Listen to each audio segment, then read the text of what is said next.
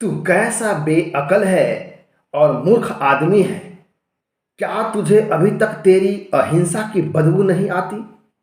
सब कुछ देखते हुए भी अहिंसा के लिए तेरे दिल में नफरत क्यों नहीं होती? तू अपनी अहिंसा से न तो हिंदुओं को बचा सकता और न ही मुसलमानों को।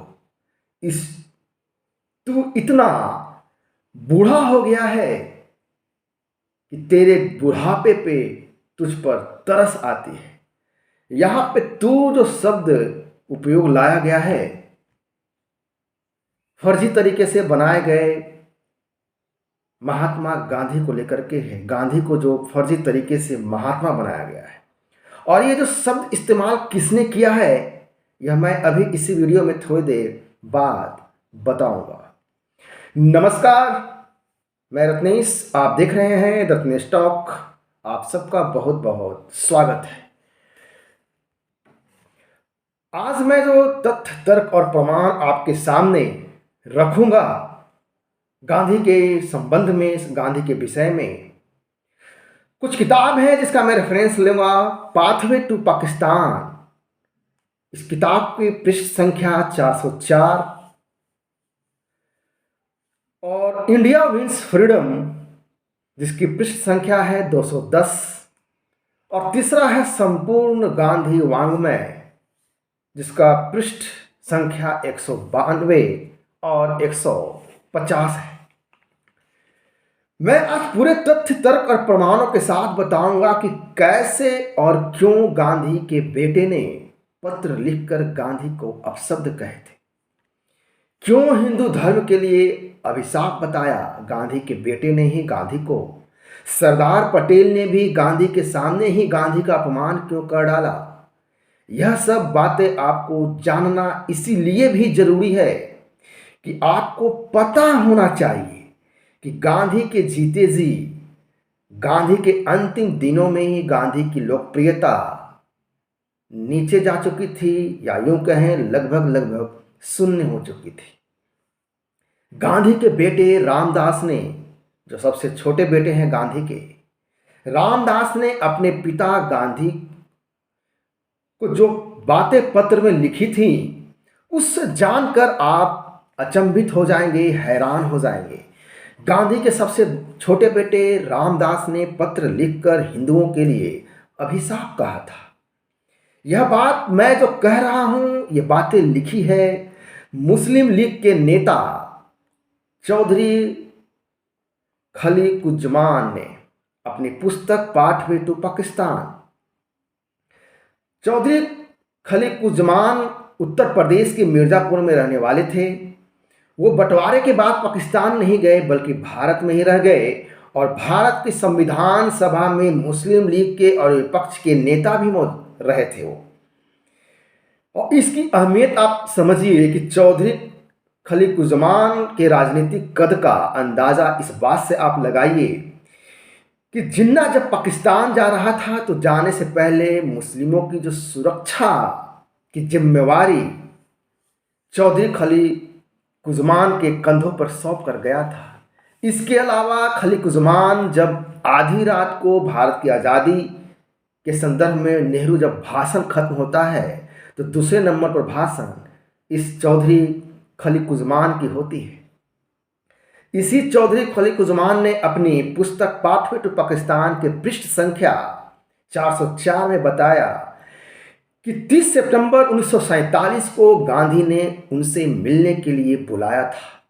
गांधी चाहते थे कि खलीकुज्जमान उनका संदेश लेकर, यानी कि गांधी का संदेश लेकर पाकिस्तान जाएं जिन्ना के पास। जब खलीकुज्जमान गांधी से मिलने जाते हैं तो गांधी अपने ही बेटे द्वारा लिखी हुई पत्र को पढ़ने के लिए खलीकुज्जमान को देते हैं। यह बात वह खलीकुज्जमान अपनी पुस्तक में लिख रहा है। गांधी के बेटे ने पत्र के माध्यम से याद दिलाया कि जब बन्नू एक जगह का नाम है, शहर का नाम है पाकिस्तान में, बन्नू दंगों के कारण पत्र में यह रामदास जो कि सबसे छोटे बेटे हैं गांधी के, वह पत्र में याद दिला रहे हैं गांधी को कि बन्नू दंगों के कारण मौलाना शौकत अली से असहमति होने के कारण गांधी जी राजनीति से संन्यास लेने के लिए सोच लिया था, लेकिन जब कोलकाता में हिंदुओं को मुस्लिम गुंडों के खिलाफ जवाबी कार्रवाई करने का मौका मिला तो गांधी ने हिंदुओं को रोकने के लिए वहां आगे आकर खड़े हो गए और आगे बढ़ करके अनशन शुरू कर दिया। संक्षेप में कहें तो रामदास ने एक ही वाक्य में अपने पिता गांधी से कहा कि आपका जीवन हिंदू जाति के लिए अभिशाप बन गया है। आप गौर करें, ये सब बातें लिखी हुई हैं, खलीक उस्मान ने लिखी है, पाठवे टू पाकिस्तान में पृष्ठ संख्या 404 में।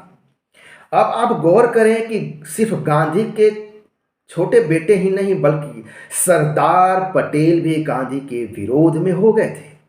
आखिर क्या वजह रहा होगा? एक बार सरदार पटेल गांधी के सामने ही पटेल जी ने गांधी का अपमान कर डाला।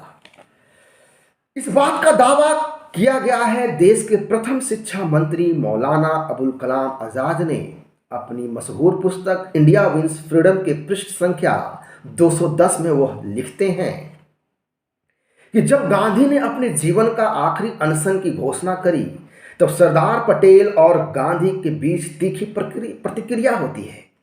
गांधी के जवाब से सरदार पटेल नाराज होते हैं और वो कर्कश आवाज में बोलने लगते हैं, सरदार पटेल जी। इससे नेहरू और मुझे बहुत सदमा पहुंचता है, यानी कि मौलाना अब्दुल कलाम को सदमा पहुंचता है इस विषय से। तब मौलाना अबुल कलाम आज़ाद ने पटेल जी से कहा कि वल्लभ भाई, शायद आपको महसूस नहीं हो रहा है, लेकिन आपका व्यवहार अपमानजनक है और आप गांधी जी को दुखी कर रहे हैं। तब सरदार वल्लभ भाई पटेल जी जाने लगते हैं और जाते जाते गांधी जी को कह जाते हैं कि मेरी बात ये सुनने को तैयार ही नहीं है। इसके बाद वो कहते हैं कि वो यह तय कर चुके हैं, यानी कि पटेल जी गांधी जी के संदर्भ में कह रहे हैं कि गांधी जी तय कर चुके हैं कि दुनिया के सामने हिंदू के मुंह पर कालिख पोत दी जाए। तो सुना आपने, सरदार पटेल भी वही बात कह रहे हैं जो आज के तारीख में 70 साल बाद आज़ादी के बाद भी सभी राष्ट्रवादी, सभी सनातनी कह रहे हैं कि हिंदुओं के चेहरे पे कालिख पोतने का कार्य किया है। और यही बात सरदार पटेल भी कह रहे हैं और इसकी पुष्टि देश के प्रथम शिक्षा मंत्री अबुल कलाम आजाद कर रहे हैं अपनी पुस्तक में। अब आप सभी इस बात पे गौर कीजिए कि गांधी 30 साल पुराने शिष्य सरदार पटेल जी गांधी के मुस्लिम तुष्टीकरण की नीति से परेशान होकर, क्षुब्ध होकर के अपने ही गुरु का अपमान कर डालते हैं। तो यह भी विचारणीय है। इसके अलावा आप देखें कि संपूर्ण गांधी वाङ्मय की पृष्ठ संख्या 192 में एक पत्र का जिक्र किया गया है। 26 जून 1947 को खुद गांधी जी इस पत्र को प्रार्थना सभा में पढ़ते हैं। तारीख जरा याद कीजिए, स्मरण रखिए, 26 जून 1947 यानी कि आज़ादी से ठीक पहले, लगभग 2 महीना पहले मान लीजिए, पढ़कर वो सुनाते हैं उस पत्र को जिसकी चर्चा गांधी संपूर्ण वाङ्मय में की गई है, खंड 88 में। इस पत्र में लिखा हुआ था कि तू कैसा बेअकल और मूर्ख आदमी है, क्या तुझे अभी तक तेरी अहिंसा की बदबू नहीं आती है? सब कुछ देखते हुए भी अहिंसा के लिए तेरे दिल में नफरत क्यों नहीं होती है? तू अपनी अहिंसा से न तो हिंदुओं को बचा सके न मुसलमानों को। तू इतना बुरा हो गया है कि तुझ पर तरस आता है।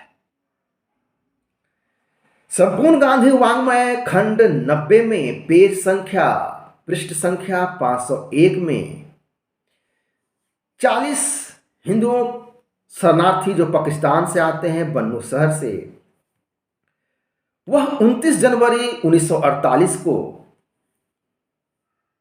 दोपहर के समय मिलने के लिए आते हैं, जिसकी चर्चा संपूर्ण गांधी वाङ्मय खंड 90 में पृष्ठ संख्या 501 में की गई है।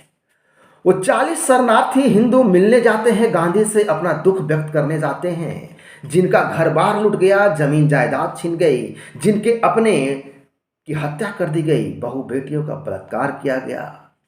शरणार्थी गुस्से में कहते हैं कि तुमने सब कुछ खराब कर दिया और न जाने क्या क्या करते जाओगे। इससे बेहतर है कि तुम हमको छोड़ दो, भूल जाओ, यहाँ से भाग जाओ, चले जाओ, तुम हिमालय चले जाओ। तब गांधी मुस्कुरा कर कह रहे होते हैं, जवाब देते हैं। अब आप यहाँ पे कितना यह गांधी संवेदनहीन है, आप उस पर देखिए। जिस व्यक्ति का सब कुछ लूट गया, वह गांधी के सामने अपना दुख व्यक्त कर रहा है, लेकिन गांधी मुस्कुरा रहे हैं। वो कहते हैं जवाब में, गांधी मुस्कुराते हुए, हंसते हुए, मैं आपके कहने से क्यों जाऊं, ईश्वर जो कहता है मैं वही करता हूं। यानी कि देखिए, इस संवेदनहीन व्यक्तित्व वाले गांधी को इसका ज्ञान के जो स्तर है वो देखिए। एक दुखी व्यक्ति, एक प्रताड़ित व्यक्ति, अपने घर बार से भगाया हुआ व्यक्ति, उसके सामने वो कह रहे हैं कि ईश्वर जो कहता है वो वही करते हैं गांधी जी। यानी कि ईश्वर की प्रेरणा से पाकिस्तान का बंटवारा किया था। तो यह भी विचार करने योग्य बात है। अब आप गौर करें कि गांधी का हंसकर जवाब देना क्या गांधी की हिंदुओं के लिए संवेदनहीन होने का प्रमाण नहीं है? विचार अवश्य करें। कुल मिलाकर के मैंने अब तक जो रेफरेंस दिया है इस वीडियो में, इससे साबित होता है, इससे प्रमाणित होता है कि गांधी की आलोचना, अपमान और अपशब्द स्वयं गांधी के अपने जीवन काल में ही देख लिया था, न कि गोडसे के मृत्यु के बाद अपमान होना शुरू हुआ, और न ही मोदी जी के 2014 में आने के बाद। तो ये था अब तक का विश्लेषण। आशा करता हूँ यह विश्लेषण आपको अच्छा लगा होगा। मैं फिर इसी मुद्दे को आगे बढ़ाते हुए अगले पार्ट 4 में आऊँगा। तब तक के लिए नमस्कार, जय हिंद, वंदे मातरम।